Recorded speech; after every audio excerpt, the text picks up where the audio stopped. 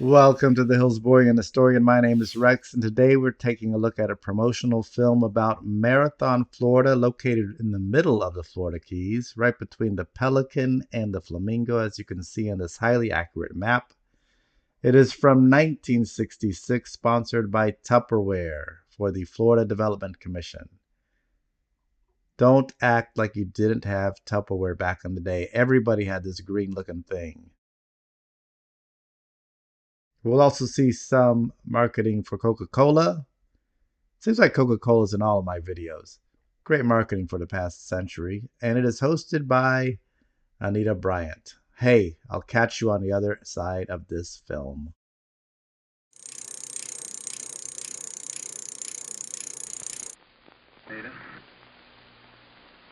Hi, I'm Anita Bryant, and this is my husband, Bob Green, and we'd like to take you to a very special place. Oh, come along with me to my little corner of the world and dream a little dream in my little corner of the world tonight.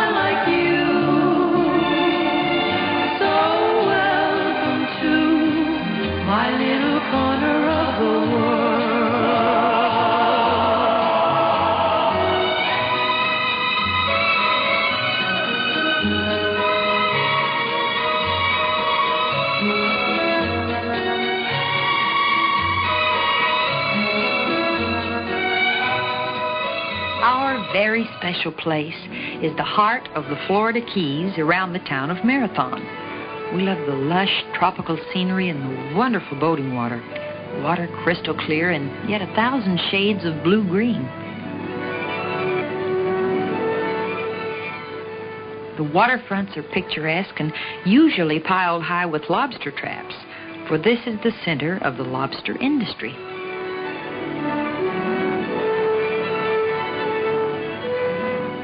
Bob and I enjoy the birds, too. This one surface dives for dinner, but the old pelicans skydive. Both of them are excellent fishers, and fishing is what really brings us down here. Come on, swallow that fish. Johnny Brantner, one of the best guides in the Keys, took us out this time. He met us at Tarpon Lodge Marina, and we transferred to his boat.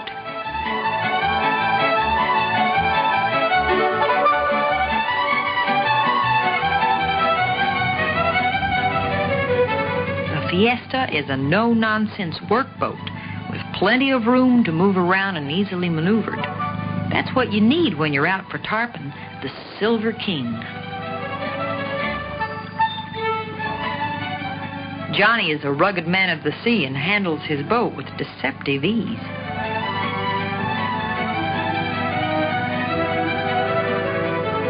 Johnny said he was taking us to 7 Mile Bridge, a hot spot for tarpon fishing. It's the longest bridge on the overseas highway down the Keys. The tarpon like to roll in the current, which surges through the pilings.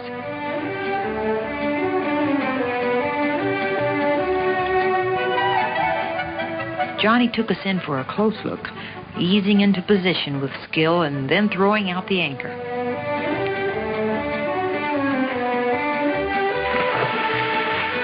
Then we all rigged up. This is my way. Well, lipstick is good for protection from the Florida sun. I fished all my life, but Bob never did until we moved to Florida. Now he's a fishing fanatic and has a huge collection of lures and thingamajigs he keeps in small waterproof plastic containers. Bob wanted to try light spinning tackle, even though Johnny told him these tarpon were just too big. Bob insisted, and Johnny kept quiet with a patient look that said he'd been all through this time and again. He'd just wait. For a while, we all waited. We could see tarpon rolling under the bridge and cars rolling over it, but no strikes.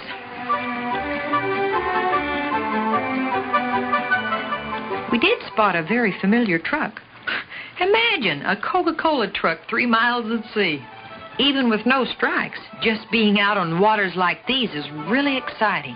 Johnny said Bob's hat, one which the servicemen gave us when we performed in South Vietnam, was spooking these Florida tarpon. So he gave Bob a real Florida conch's hat. Natives call themselves conchs after a local shellfish.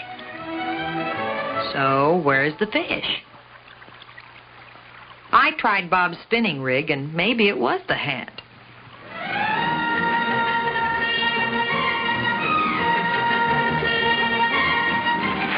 He jumped once and was gone. Bob thought he could have done better, and Johnny said I had yanked the hook right away from the tarpon.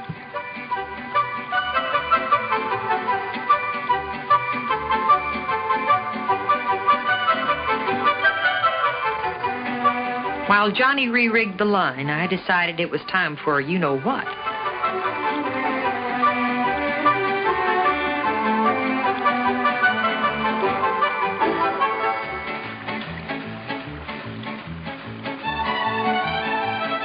I didn't even get it open before Bob let out a whoop. Tarpon on! Look at him leap. You're supposed to keep the rod tip up and let the rod do the work. But doing that with a 90-pound tarpon isn't easy.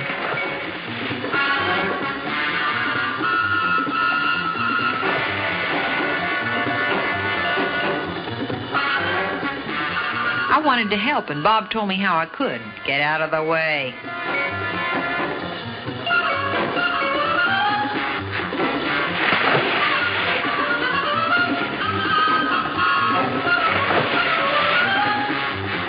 Bob hung on, taking in line when he could. The fish was tired, but still too far away for Johnny to grab hold of the wire leader.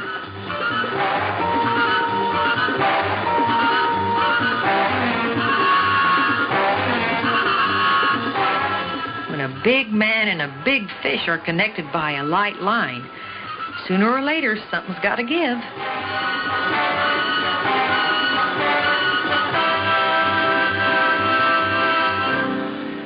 With a flip of the tail, it did. Johnny was right. These tarpon were just too much. Bob gave me the old showbiz cut sign, and his rod was as straight as could be. Too bad, but it seemed like a good time for a lunch break. So Johnny took us back to the Sea Sharp, our sports fisherman, and we had the lunch I'd packed before we left our home in Miami.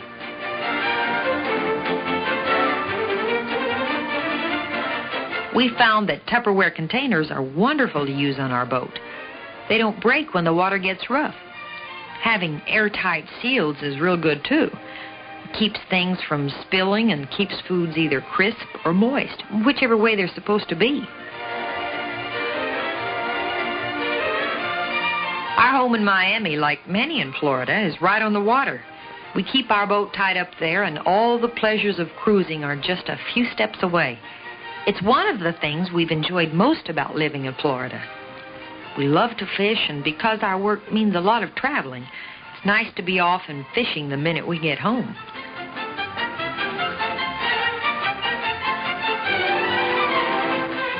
Bob said he was going to catch the biggest tarpon in the Keys right after lunch, and I wished him luck. Secretly, I had a few tricks up my sleeve that even super guide Johnny Brantner had never thought of. First, I used a conch shell to call him up.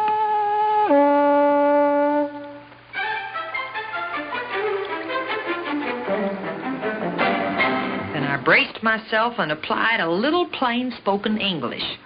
Come on! That did it!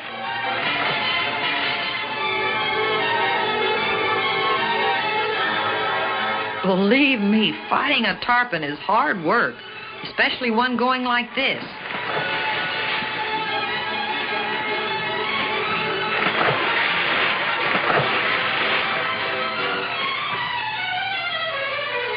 Wow-wee! With Johnny's deep-sea rig, I lit into that fish, and he lit into me.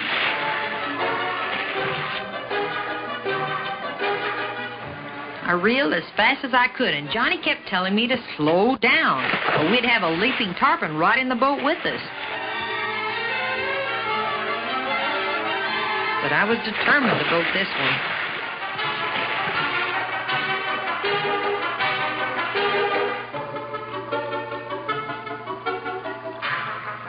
Then seaweed caught on my line. Oh, would it tangle and break with all those acrobatics going on at the other end? Johnny was handling the boat, so it was Bob to the rescue. Jumpin' Jehoshaphat.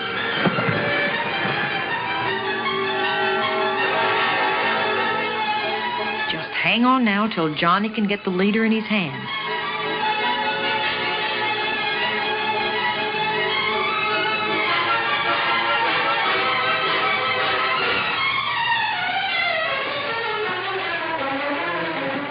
He was a beauty, the Silver King of game fish. We had already decided to release any tarpon we landed, so Johnny tagged the fish to help in a study of tarpon migrations. A harmless plastic tag is inserted through the base of the dorsal fin. But I still wanted to see my fish, so Johnny carefully gaffed and lifted the tarpon. Boy, was he big, and boy, was I proud.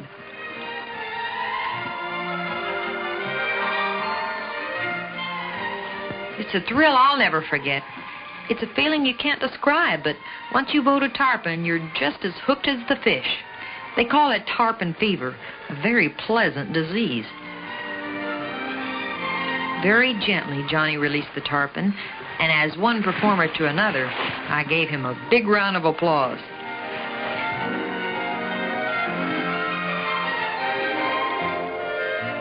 Bob congratulated me, and I hugged Johnny.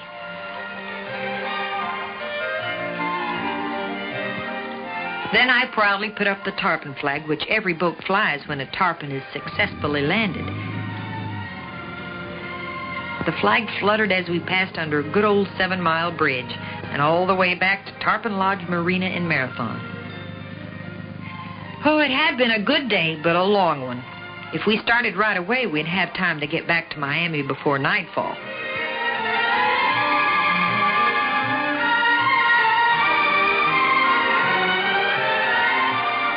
Bob helped with the docking, and we jumped out with just a quick goodbye to Johnny, who must have one of the most pleasant jobs in the world. And you know what that sweet Johnny Brantner did? He gave me his tarpon flag for a souvenir. I wanted to hug him again, but Bob says 1 hug per tarpon. So we left our very special place with plenty of fishing excitement, but we'll go back. We always do. Maybe we'll see you there.